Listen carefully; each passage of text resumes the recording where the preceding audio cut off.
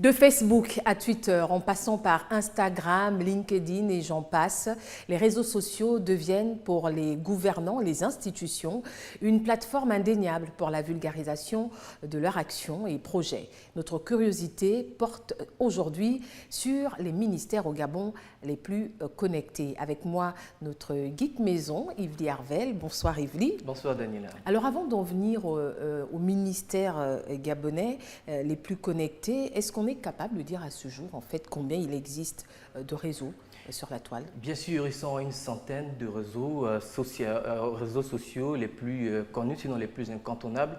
Mais parmi eux, on a des réseaux qui sont les plus utilisés, qui sont entre autres Facebook, Twitter, WhatsApp.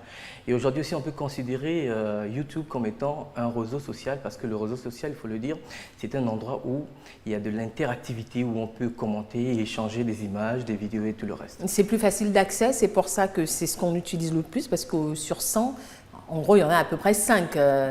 Au Gabon en tout cas, qui sont les plus utilisés. Vraiment, c'est parce que en fait, ce sont les réseaux sociaux les plus mis en avant, comme Facebook. Les gens ne cherchent pas trop, hein, ne veulent pas aller trop loin, chercher quel autre réseau social qui marche le plus. Ils s'arrêtent juste sur ce qu'ils connaissent. Mais en dehors de Facebook, qui compte 2 millions, sinon 2 milliards d'abonnés et d'utilisateurs mensuels, on a un réseau social en Chine qui est QiQi. QiQi, voilà. Lui qui compte rigolo. 850 millions d'habitants, d'utilisateurs, et il est utilisé dans plus de 80 pays dans le monde quand même. On fera un numéro spécial pour tous les recenser. Les ministères gabonais, d'abord, combien est-ce qu'il en existe? Ministère gabonais, en ce moment, il existe 25, sauf si je me trompe. 25 ministères, 25 institutions. Combien sont sur la toile? Bon, combien sont sur la toile? Sur les 25, ils ne sont pas, je dirais pas une quinzaine, ils sont moins de 15 sur la toile. Sinon, il y a aussi des ministères qui ne communiquent pas ou qui ne sont même pas présents sur la toile. Alors, être sur la toile, c'est une chose, communiquer en est une autre, être interactif, faire vivre son compte, c'est autre chose. Alors, sur ces 15, lequel vous mettrez en avant? Quel est celui, allez, hop, qui a le plus d'abonnés, par exemple? Alors, celui qui a le plus d'abonnés, c'est le ministère des Sports, des Loisirs. Il compte à son actif 7300. Ah non, c'est 700 parce que j'en ai autant. Désolé, 7398 et quelques par là abonnés. Mais avoir le plus grand nombre d'abonnés ne signifie pas que l'on communique le mieux aussi. Alors, qui communique le mieux? Alors, celui qui communique le mieux, je dirais que c'est le compte de la primature, celui du Premier ministre. C'est un compte très actif qui actualise ces données, ces informations au jour le jour. La dernière information sur la page date d'il y a 8 heures par exemple, comme on peut le constater sur les images.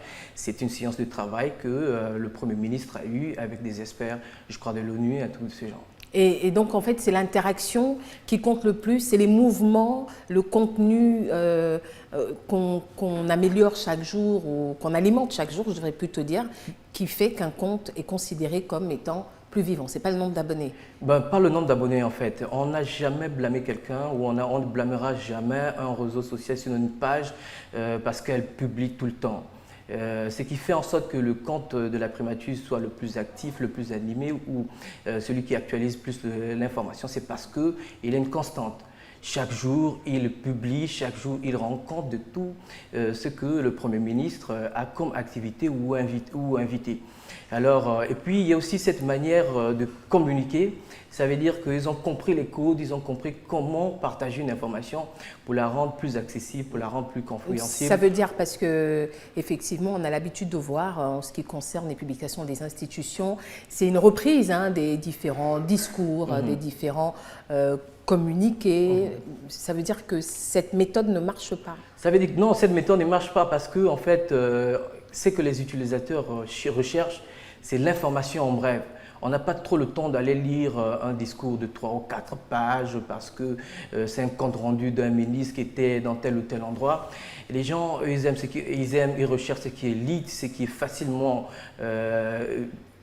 explicatif, si je le dirais comme ça, qui regroupe en quelques paragraphes le plus grand nombre d'informations. Alors si vous avez... C'est vrai que ça peut être pénible quand on va sur Une page, avoir à lire comme si on était… Bien sûr, bien sûr. À lire, avoir des chiffres, avoir un grand test de 3 ou 4 pages, ça ne plaît pas, accompagné des photos, ça ne plaît pas trop à l'utilisateur. Donc le compte de la primature, il a compris ça, il a réduit en quelques paragraphes et vous retrouvez plus d'informations en moins de mots et puis c'est plus facile à digérer. Et qu'est-ce qui fait qu'on soit identifié ou qu'on se fasse identifier facilement vers des personnes qui ont 10 000, 20 000 abonnés il y a des codes aussi que les gens n'utilisent pas. Bien sûr, il y a des codes et certains ne l'ont pas compris. Ça veut dire que quand je partage une information, par exemple sur Facebook, désormais Facebook nous permet de rechercher des codes, par exemple hashtag Gabon, hashtag Libreville.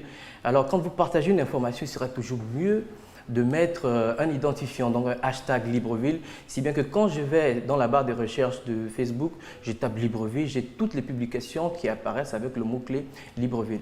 Mais certains ministères ne l'ont pas encore saisi, n'ont pas les encore mots-clés, compris. c'était ça. Voilà, les mots-clés, voilà.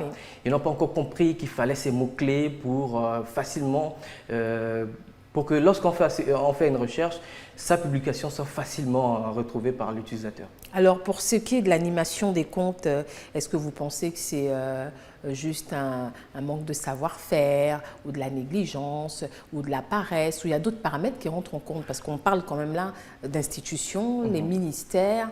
Est-ce que tout le monde est doté de ce qu'il faut pour communiquer sur les réseaux sociaux? Bien sûr, on a constaté par exemple sur le compte du ministère du Travail, le compte du ministère du Travail, voilà, qu'il y a en fait une négligence. On comprend tout de suite en lisant les publications que la personne derrière n'a pas les bons outils ou n'est pas un community manager de formation. Parce qu'il faut le dire que si une page institutionnelle doit être gérée, elle doit être gérée par un community manager qui connaît les codes. Qu'est-ce qui vous fait tiquer quand vous regardez cette page?